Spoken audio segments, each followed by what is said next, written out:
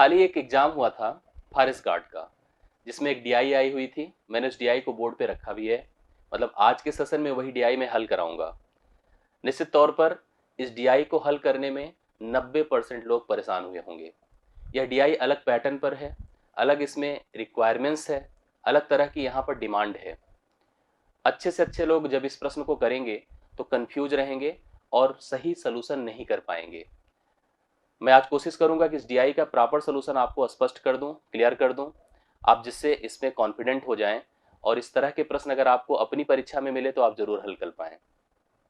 सबसे इंपॉर्टेंट बात यह है कि फॉरेस्ट गार्ड का एग्जाम यूपी ट्रिपल एससी ने कराया था।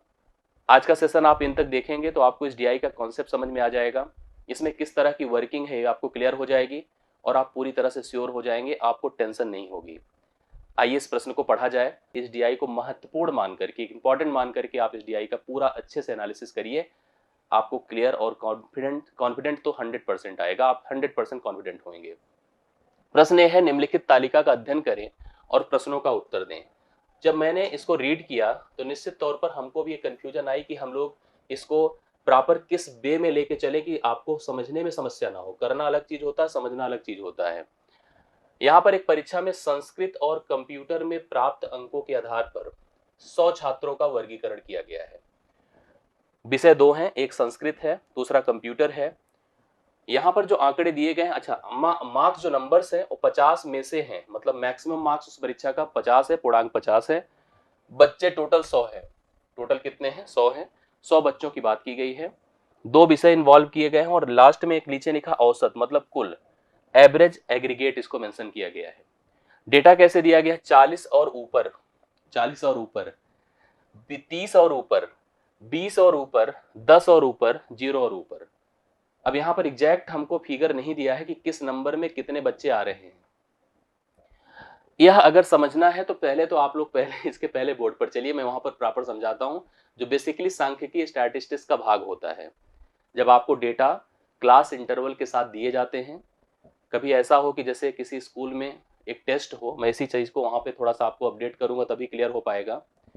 आपको जो डेटा दिया गया इसमें आप ये समझ ही नहीं पा रहे हैं किस नंबर को पाने वाले कितने बच्चे हैं। आप एक रेंज को पा रहे हैं, रेंज में भी प्रॉपर आपको इंफॉर्मेशन नहीं दिया गया है, मतलब क्लियर नहीं किया गया है। आपको बताया गया कि 40 से ज्यादा नंबर पाने वाले कुल 8 बच्चे हैं संस्कृत में, 40 से ज्यादा पाने वाले कुल 5 बच्चे हैं कंप्यूटर में और 10 हैं टोटल। इसी प्रकार से 30 से ज्यादा पाने वाले, अब 30 से ज्यादा कहां तक जा रहे हैं कंफर्म नहीं है। 31 पाए हैं संस्कृत में, 20 पाए हैं कंप्यूटर में, 25 पाए हैं टोटल में। ऐसे 20 से ज्यादा वाले 81 पाए हैं कंप्यूटर। अब यहां थोड़ा सा इस प्रकार को अगर इसको समझना है तो मैं कुछ जो बातें बताने जा रहा हूं उसको थोड़ा सा स्पष्ट करिए। आइए थोड़ा सा पहले बोर्ड पर चलते हैं और कुछ चीजें आपको मैं समझाने की कोशिश करता हूं। एक मान लीजिए क्लास में टेस्ट कराते हैं हम लोग, टेस्ट सपोज करिए आउट ऑफ 50 कराते हैं, 50 का ही पूर्णांक रखते हैं। बच्चे उस स्कूल में 100 हैं। अगर उसी डेटा को आप चाहे तो ले सकते हैं, हमने कहा टोटल चलो 100 है, लेकिन हम डिफरेंट डेटा भी लेंगे तो कोई फर्क नहीं है, हमें कंफर्म चीजें समझ में आएगी। मुझे इस 100 बच्चों के 50 नंबर में या 50 में, मतलब जो 50 का टेस्ट हुआ है उसके सभी बच्चों की जो है हमें आंसर शीट देनी है, मतलब उनको बताना है कि कौन कौन बच्चा कितने नंबर पाया है। उनका एक रिकॉर्ड हमें मेंशन करना है, चस्पा करना है, बोर्ड पे लगाना है, दिखाना है। अब एक एक बच्चे की इन्फॉर्मेशन अगर आप दिखा सके तो बड़ी अच्छी बात है, लेकिन यहाँ पर हम ऐसी स्थिति है कि 100 बच्चे टोटल है, 50 का टेस्ट है, किसी भी हालत में 50 लाइन आपको बनानी पड़ेगी। तो यह संभव नहीं होता, इसके लिए हमें क्लास इंटरवल्स अर्थात वर्ग अंतराल का सहारा लेना पड़ता है। कंटिन्यूअस डेटा के आधार पर इस डेटा को प्रेजेंट किया जाता है, जहां पे हम क्लास इंटरवल बनाते हैं और कहते हैं कुछ इस प्रकार से कि 0 से 10 नंबर पाने वाले, 10 से 20 पाने वाले, 20 से 30 पाने वाले, 30 से 40 पाने वाले और 40 से 50 पाने वाले, ये हमारे पास होता है क्लास इंटरवल। इसको कहते हैं वर्ग अंतराल। यहां पर हम एक लिखते हैं फ्रीक्वेंसी, जिसको कहते हैं बारंबारता। बारंबारता में बताया जाता है कि 0 से 10 नंबर पाने वाले कुल कितने बच्चे हैं। तो 0 से 10 नंबर पाने वाले सपोज करिए हमने कहा 15 बच्चे हैं। 10 से 20 पाने वाले हमने कहा चलो 20 बच्चे हैं। 20 से 30 पाने वाले सपोज करो 25 बच्चे हैं। ठीक है, ऐसे हमने कहा 30 बच्चे हैं। अब टोटल जोड़ लीजिए कितना हो गया, 40, 20, 60, 30, 90, 10 बच्चे हो गए जो 40 से 50 में उनको नंबर मिला है। हमें यहाँ पर एक और प्रकार की, तो फ्रीक्वेंसी है जिसको आप बारंबारता कहते हैं, अर्थात 15 बच्चे हैं जिनको 0 से 10 के बीच नंबर मिला है। अगर आपको 1 मिला है, 2 मिला है, 3 मिला है, 4 मिला है, 9 से 10 तक मिला है तो आप इस ग्रुप में हैं, पहले वाले में। अगर आपको 10 से 20 के बीच मिला है तो आप इस ग्रुप में हैं। अगर 20 से 30 मिला है तो इस ग्रुप में है, 30 से 40 इस ग्रुप में है, 40 से 50 इस ग्रुप में है। जैसे ग्रेडिंग सिस्टम होता है, इतने से इतने मार्क्स में है तो आपका ग्रेड ए है, इतने से इतने मार्क्स में है ग्रेड बी है, इस प्रकार से ग्रेड डिसाइड किया जाता है। यहाँ पर एक और फ्रीक्वेंसी होती है जिसको हम लोग कहते हैं क्युमुलेटिव फ्रीक्वेंसी, जिसको हिंदी में कहा जाता है संचयी बारंबारता। जो आपको वह डेटा टेबल दिया गया है एक्चुअली वह संचयी बारंबारता है।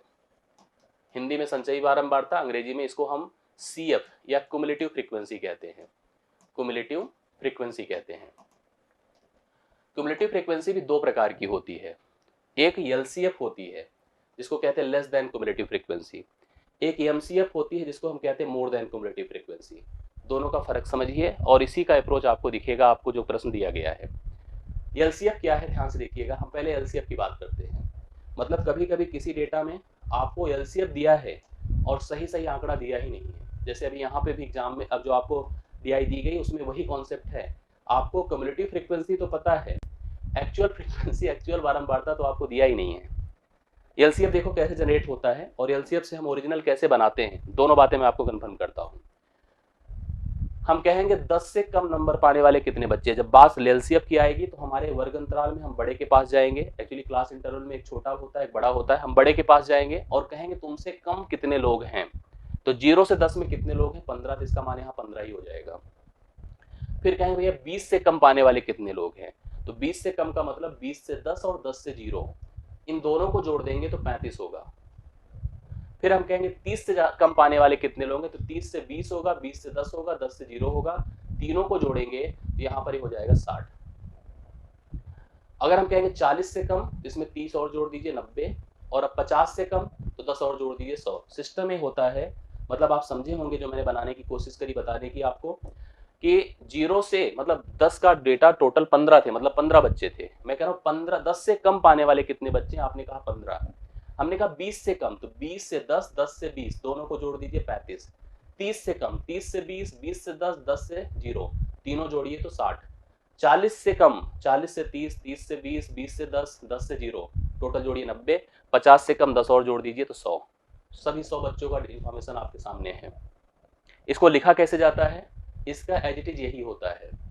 इसको इसमें जोड़ दीजिए यह हो जाएगा, इसको जोड़ दीजिए यह हो जाएगा, इसको जोड़ दीजिए यह हो जाएगा, इसको जोड़ दीजिए यह हो जाएगा। हो गया। कभी आपको केवल यही दिया है कि लेस देन, आपको यह पता ही नहीं है और केवल इतना पता है, और आप फ्रीक्वेंसी निकालना चाहते हैं तो कैसे निकालेंगे, निकालेंगे कैसे, 15 का 15 होगा, इसमें से 15 घटा दें यह हो जाएगा, इसमें से इसको घटा दिया हो जाएगा, इसमें से इसको घटा दे यह हो जाएगा, इसमें से इसको घटा दें तो ये आपका क्या हो जाएगा, यह हो जाएगा, और इसमें से इसको घटा दिया हो जाएगा। देखिए फ्रीक्वेंसी आ गई कि नहीं, आ गई। ये हो गया भैया LCF। अब एक दूसरी फ्रीक्वेंसी आती है, that is called the EMCF। EMCF को कहते हैं मोर देन क्युमुलेटिव फ्रीक्वेंसी। क्या कहते हैं, मोर देन क्युमुलेटिव फ्रीक्वेंसी। जैसे हमने लेस देन की बात की, अब इसको भूल ही जाइए इन दोनों को, अब केवल इसकी मदद लीजिए और MCF क्रिएट करिए। MCF क्या है, जो आपके फिगर में, जो आपकी DI में, जो फॉरेस्ट गार्ड की DI आई थी उसमें दिया हुआ एक्चुअली MCF ही दिया है। कैसे होता है आप वहां भी पढ़िए, तो ऐसे लिखा है। जैसे मैंने LCF के लिए बोला 10 से कम, उसने कहा 0 से ज्यादा। देखिए सबसे पहले उसने लिखा है 0 से ज्यादा, तो हमसे कहा 0 से ज्यादा नंबर पाने वाले टोटल सभी बच्चे इन्वॉल्व हो जाएंगे 100। देखिए 100 लिखा। फिर कह रहा है 10 से ज्यादा, 10 से ज्यादा, 10 से ज्यादा मतलब 0 से 10 वाला घटा दो, मतलब 15 घटा दें तो 85 हो जाएगा। ठीक है, 100 में से 15 घटा दे भाई। कह रहा 10 से ज्यादा, जैसे उसने कहा था 10 से कम, फिर कहा था 20 से कम, फिर कहा था 30 से कम, ऐसे कह रहा 0 से ज्यादा मतलब सबको ले लो। फिर कह रहा 10 से ज्यादा मतलब पहला वाला घटा दें, 100 में से 15 घटा दे 85। अब हम कह रहे 20 से ज्यादा मतलब इन दोनों को चाहे 100 से घटा दे, चाहे 85 से 20 घटा दे। 85 से 20 घटाइए 65। ठीक है। फिर कह रहा 30 से ज्यादा मतलब इन तीनों को चाहे 100 से घटा दे, चाहे 65 से 25 घटा दे। 65 से 25 घटा दे 40। 65 से 25 घटा दे कितना होगा, 40 होगा। ठीक है। इसके बाद अब हम कह रहा 40 से ज्यादा, तो ऐसे में 40 से 30 घटा दे तो 10 जोड़ दीजिए। ये भी आपके लिए उसी प्रकार का इंफॉर्मेशन है। यही डेटा एक्चुअली आपकी DI में दिया गया है, फ्रीक्वेंसी नहीं दी गई है। ये वाला डेटा हमको नहीं पता है, हमारे पास उस फिगर में, उस DI में ये डेटा दिया गया है। मुझे एक्चुअली आवश्यकता पड़ेगी इस डेटा का यूज करते हुए। जैसे आप ऐसे समझिए, हमको जो वहां पे लिखा था 0 से ज्यादा, ऐसे भी नहीं लिखा था, लिखा था 0 से ज्यादा, वह यह है। फिर लिखा था 10 से ज्यादा, वह यह है। फिर लिखा था 20 से ज्यादा, वह यह है। फिर लिखा था 30 से ज्यादा, वह यह है। फिर लिखा था भैया 40 से ज्यादा, हमने कहा 10 है। मतलब 0 से ज्यादा सब पाए हैं ना? हाँ पाए हैं। अब 0 से 10 वाले को हटा दो, 20 से ज्यादा, 10 से ज्यादा, 10 से ज्यादा मतलब पूरे ए है। फिर 20 से ज्यादा, फिर ए है। मुझे अगर इसकी मदद से वही फ्रीक्वेंसी एक्चुअली पता करनी हो तो हम कैसे करेंगे? इसका इसका अंतर देखो, फ्रीक्वेंसी निकाल रहा हूं मैं, इसका इसका अंतर करें तो यहां 15 हुआ, इसका इसका अंतर करें तो 20 होगा, इसका इसका अंतर करें तो कितना होगा? 25 होगा, इसका इसका अंतर करें 30 होगा, और ये एज इट इज होगा। मैच करा लीजिए, इसी फ्रीक्वेंसी के बराबर आएगा। हमारी उस डीआई में हमको यही चीज ध्यान देनी है कि हम उस एमसीएफ की मदद से हम जरूरत पड़े तो हम क्या निकाल सके इन फ्रीक्वेंसीज को। बहुत आसान भी है, कोई ऐसा नहीं, बहुत टफ चीज है, समझने की बात है। समझ लिया तो हम इससे इसको घटाकर इसकी फ्रीक्वेंसी, इससे इसको घटा के इसकी फ्रीक्वेंसी, इससे इसको घटा के इसकी फ्रीक्वेंसी, इससे इसको घटा के इसकी फ्रीक्वेंसी, और इसको एज इट इज लिख दे तो सबकी फ्रीक्वेंसी उसी more than cumulative frequency table से क्लियर हो जाएगी, जो आपको वहां पे दिया गया है। आइए थोड़ा सा डीआई को फिर से एक बार देखिए। लिखा है 0 और ऊपर पूरे 100 है ना, पूरे 100 हैं। केवल किस विषय में, चाहे जिस विषय की बात करो, संस्कृत, कंप्यूटर या टोटल। 10 और ऊपर 91 है। तो अगर मुझे इसको 0 से 10 बनाना हो, इसको 0 से 10 बनाना हो, इसकी फ्रीक्वेंसी 9 हो जाएगी। इसे 10 से 20 बनाना हो तो इसकी फ्रीक्वेंसी 10 हो जाएगी। इसे 20 से 30 बनाना हो इसकी फ्रीक्वेंसी कितनी हो जाएगी पता है? 50 हो जाएगी। मुझे इसको अगर 30 से क्या बनाना हो, 40 बनाना हो, इसको 30 से 40 बनाना हो, इसकी फ्रीक्वेंसी 23 हो जाएगी। इसको 40 से 50 में 8 ही रहेगा, ये कन्फर्म है। ऐसे सबकी फ्रीक्वेंसी हम निकाल सकते हैं जरूरत पड़ने पर। ना पड़े तो कोई फर्क नहीं, सब क्लियर हो जाए। अगर प्रश्न को पढ़ के क्लियर कर पा रहे हैं बहुत अच्छी बात है, हम वहीं से डेटा आंसर कर सकते हैं। आपको मैं दिखाता हूं प्रश्न कैसे पूछे गए हैं इसी फिगर पर। पहला क्वेश्चन है, कंप्यूटर में कट ऑफ अंकों के रूप में 30, मतलब कहा गया कंप्यूटर का कट ऑफ 30 है। कंप्यूटर का कट ऑफ 30 है, मतलब 30 पाओगे तो आप पास। कट ऑफ का सेंस ये होता है ना कि 30 पाओगे तो पास।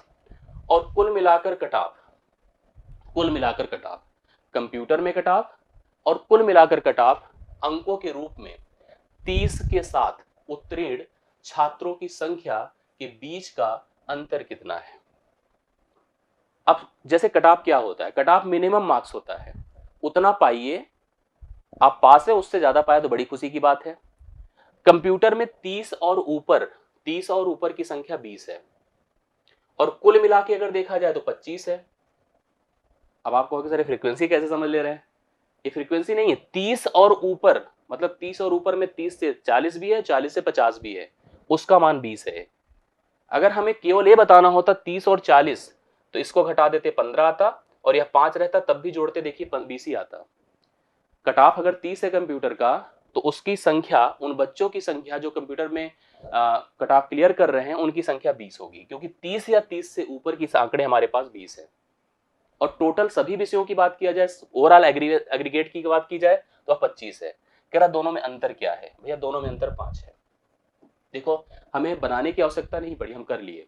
बट प्रॉब्लम क्या है कि अगर नहीं समझ पा रहे तो हम नहीं कर पाएंगे। अगर आपको संख्या निकालनी होती, फ्रीक्वेंसी देखो कैसे निकलता, इसकी फ्रीक्वेंसी 15 होती और इसकी 5, तो 15 5 तब भी देखिए 20 होता, ठीक है। इसकी फ्रीक्वेंसी 25 से 10 15 होती और 10 होता, तब भी देखो यह 25 होता, यह 25 होता तब भी, या 20 होता तब भी अंतर 5 होता। तो हमें जरूरत नहीं थी, हमें तो पता था 30 या 30 के ऊपर संख्या टोटल 20 है कंप्यूटर में, और ओवरऑल में 25 है, तो दोनों का फर्क 5 है, तो 5 हमने आंसर कर दिया, कोई दिक्कत थोड़ी है। 5 सी ऑप्शन इसका आंसर हो गया। दूसरा क्वेश्चन देखिए, यह संस्कृत में उच्च अध्ययन के लिए, आगे पढ़ने के लिए संस्कृत में कम से कम 60% अंक आवश्यक है। अगर पूर्णांक हमारा 50 है तो 50 का 60% क्या होगा? बोलिए 30 होगा। मतलब आप कम से कम 30 पाएंगे तब आप आगे बढ़ सकते हैं। कहा गया कि संस्कृत में अगर आप और आगे पढ़ना चाहते हैं तो जो यहाँ पे मार्क्स मिले इसका कम से कम 60% आप पाएं तब आप क्वालिफाइड हैं। मतलब आप 50 में कम से कम 30 पाएं तो आप क्वालिफाइड हैं। 30 या 30 से ज्यादा नंबर होगा तो आप उच्च शिक्षा संस्कृत में प्राप्त कर सकते हैं according to the given question. तो कितने छात्र संस्कृत में उच्च शिक्षा के लिए उच्च शिक्षा के अध्ययन के लिए पात्र होंगे, मतलब 30 या उसके ऊपर, एकदम बर्बल हो गया। संस्कृत ए है, 30 या ऊपर उसकी संख्या 31 है। 30 या उसके ऊपर मतलब 30 से 40, 40 से 50 पाने वाले बच्चों की संख्या संस्कृत में 31 है। उत्तर फटाफट हम बता सकते हैं 31 है। अब आपको सर अगर फ्रीक्वेंसी से सोचते तो भैया 30 और 40 का आंकड़ा कितना होता, 23 होता, और यह तो मैंने बोला था 8 ही होगा, तो 23 8 ऐसे भी जोड़ देते 31 आता। इसकी फ्रीक्वेंसी 30 और 40 की 23 होती, ठीक है। एक्चुअली 30 और ऊपर बोला है उसने ना, तो 30 से 50 तक की बात कर रहा है, मतलब 30 से 40 भी होल्ड किया है और 40 से 50 भी होल्ड किया है, इसलिए वह 31 था। केवल मैं कहता 30 से 40 तब वह 23 होता, इसमें से इसको घटा के, और यह कहता 40 और उसके ऊपर मतलब 40 से 50 तो 8 ही रहता, तो 23 8 तब भी 31 आता, तो डायरेक्टली हमने 31 लिख दिया, तो क्या प्रॉब्लम है। तो आंसर आपका 31 आया कि नहीं, बिल्कुल आया। आगे बढ़िए। कुल मिला के कम से कम 40% अंक प्राप्त करने वालों की तुलना में, तो पहले 40% सोचो क्या होगा, 40/100 × 50 मतलब 20 या 20 से ज्यादा जो पाएगा वह 40% होगा ना। 50 का 40% 20 होता है, 20 या 20 के ऊपर मतलब 40% से ज्यादा। पढ़िए क्या लिखा है, कम से कम 40% मतलब 40% या उससे ज्यादा, मतलब 20 अंक या उससे ज्यादा, 20 या 20 के ऊपर प्राप्त करने वालों की तुलना में, लेकिन इसने बोला कुल मिलाकर, मतलब इसकी बात मैं कर रहा हूं। 20 या उसके ऊपर प्राप्त करने वाले छात्रों की संख्या कितनी है, 75। ऐसे भी देखना चाहे तो देख सकते हैं, घटा के देखिए 50, घटा के देखिए 15, जोड़ दीजिए तब भी आएगा, और ये 10, 75 तब भी आएगा। उसने बोला कि कुल मिलाकर अगर 40% छात्र अंक पाने वाले छात्रों की संख्या की बात किया जाए तो वह संख्या है 75। अब कम संस्कृत कंप्यूटर में कम से कम 60%, 60% मतलब 30, कंप्यूटर में 30 या उसके ऊपर सोचिए, तो कंप्यूटर में 30 या उसके ऊपर कितने हैं, 20। पढ़िए पूरी लाइन, कुल मिलाकर कम से कम 40% प्राप्त करने वाले छात्रों की तुलना में कंप्यूटर में कम से कम 60% अंक प्राप्त करने वाले छात्रों की संख्या का प्रतिशत लगभग क्या है। यह क्या है, 20, गुणे कर दो 100, बटे कर दो 75, 25 या 75, 25 चौके 100, 20 चौके 80/3 कर दीजिए, 3 दूना 6, 2 0 3 6 18, 26.66, तो लगभग 26.66 राउंड ऑफ होकर के 27% हो जाएगा। तो बी ऑप्शन इसका क्या होगा, 27%। समझ रहे हैं ना। आप थोड़ा सा काट पीट के भी चल सकते थे, 5 चौके स्पीड तब भी जाते, वही चीज करना पड़ता। कंप्यूटर में 30 या 30 के ऊपर पाने वाले कुल 20 है, और कुल में 20 या 20 के ऊपर पाने वाले, क्योंकि 40% को 20 रिप्रेजेंट करेगा और 60% को 30 रिप्रेजेंट करेगा, तो 20 × 100/75 कर दीजिए, आंसर तब भी आ जाएगा। अगला देखिएगा, कुल मिला के 40% से कम, 40% मतलब 20 नंबर, 20 अंक से कम, 20 अंक से कम प्राप्त करने वाले छात्रों की संख्या क्या है। कुल मिला के 20%, जैसे कुल मिला मतलब नीचे वाले में रहेंगे, 20% से कम पाने वाले, सॉरी 20 अंक से कम पाने वाले छात्रों की संख्या क्या है। आप सोचो, हम 20 और उसके ऊपर 75 हैं। आप सोचो, अगर 20 और उसके ऊपर आप 75 हो तो 20 से कम कितने होंगे। टोटल अगर 100 हैं तो 100 में से 75 निकाल दो, 25 होने चाहिए, तो राइट सोल्यूशन डी होगा। यही प्रश्न पूछा है। 40% से कम, तो पहले सोचो 40% से ज्यादा कितने लोग हैं, तो 20% मतलब 20 से ज्यादा ही तो 40% को रिप्रेजेंट करेगा, तो ज्यादा 75 अगर हैं तो 100 में से 75 घटा दे तो आपका कितना मान होगा, 25। अब आप कहोगे सर ऐसे नहीं समझ में आ रहा, देखिए ऐसे, इसकी फ्रीक्वेंसी मतलब इसमें 0 से 10 में कितने होंगे, 15, 10 से 20 में कितने होंगे, 10, तो 15 10 क्या होता है, 25, क्योंकि इसके ऊपर तो जा नहीं पाओगे, इसके इधर ही लाना है, इसकी फ्रीक्वेंसी 15, इसकी फ्रीक्वेंसी 10, टोटल जोड़ दिया 25, राइट सोल्यूशन 25 है। चौथा प्रश्न क्लियर। पांचवा देखिए, यदि यह ज्ञात है कि कम से कम 23 छात्र कंप्यूटर पर एक संगोष्ठी के लिए पात्र थे, मतलब 23 बच्चे उस 100 में सेलेक्ट किए गए हैं जो कंप्यूटर की एक संगोष्ठी में, संगोष्ठी मतलब एक सेमिनार होता है, उसमें उनको सेलेक्ट किया गया है, एलिजिबल माना गया है, तो संगोष्ठी की पात्रता के लिए कंप्यूटर में से न्यूनतम योग्यता अंक किस सीमा में होगी, किस सीमा में मिनिमम वह रिक्वायरमेंट्स होगी जहां पे उन 23 बच्चों को हम सेलेक्ट कर सकते हैं। मतलब हमें उन्हीं ग्रुप से लेनी है, सब जगह से नहीं लेनी है। तो जैसे आप फ्रीक्वेंसी का सोचिए, बात हम कंप्यूटर की कर रहे हैं, आप सोचो 0 से 10 में यहां जरूरत है उसकी, 0 से 10 में 20 होंगे, तो इसको ले नहीं सकते। 10 से 20 में कितना होगा? 13 होगा, ले नहीं सकते। 20 से 30 में, 20 से 30 में, इसको 20 से 30 बोलेंगे, 7 होगा और 4 47। 47 जो आंकड़ा है वह 23 से ज्यादा है। कम से कम 23 बोला था, देखिए कम से कम 23 मतलब 23 हो या उससे ज्यादा। यहाँ तो 20 ही आ रहे हैं, इससे इसका अंतर करके देखिए, इससे इसका अंतर करके देखिए 13 आ रहा है, इसका अंतर करके देखिए 47 आ रहा है, इसका अंतर करके देखिए 15 आएगा, और यह 5 रहेगा। केवल एक आंकड़ा, एक वर्ग अंतराल 20 और 30, भले वहां पे 20 के ऊपर देखिए भैया 67 था, 20 और 30 में 47 है जो कि 23 से ज्यादा है, तो 20 से 30 लीजिएगा।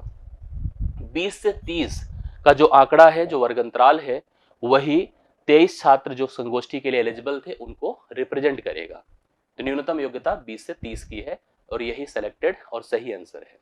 आई होप यह डीआई आपको कंफर्टेबल हो, समझ आई होगी, आपके लिए कंफर्टेबल होगी। ध्यान से पढ़िए, रिवीजन करिए, एक दो बार कर लीजिए। पैटर्न ऐसे ही मिल सकता है, नॉर्मल डीआई आ जाए तो बड़ी अच्छी बात है, आपको डायरेक्ट डेटा देख करके तुरंत आंसर करना, लेकिन इस प्रकार की जब डीआई आएगी तो गारंटीड कंफ्यूजन आएगा। मैं चाहता हूं कि ऐसी डीआई आप एक बार एनालाइज किए रहेंगे, क्योंकि अगर सेम पैटर्न सेम ट्रेंड में वर्तमान में जो चीजें पूछी जाती है, जैसे अभी रिसेंट पूछी गई है, वही पूछे जाने की संभावना भी बन सकती है। तो प्रयास तो यही है कि आपको वो चीज़ तुरंत मिल जाए जो सिलेक्टेड है, जो जरूरी है अभी कभी। तो उसी कोशिश पे लगातार लगे हुए हैं, और आपको ये वीडियो समझ में आए, अच्छा लगे तो लाइक कीजिएगा, शेयर कीजिएगा। डेली की कनेक्टिविटी के लिए डिस्क्रिप्शन का टेलीग्राम ग्रुप भी ज्वाइन कीजिएगा, जिससे मैथ से रिलेटेड जितनी भी इन्फॉर्मेशन मैं अपडेट करता रहूँ आपको, और प्रतिदिन के इस रिस्पॉन्स के लिए आप हमसे जुड़े रहें। आज के लिए मेरी तरफ से इतना ही, मिलते हैं नेक्स्ट वीडियो में।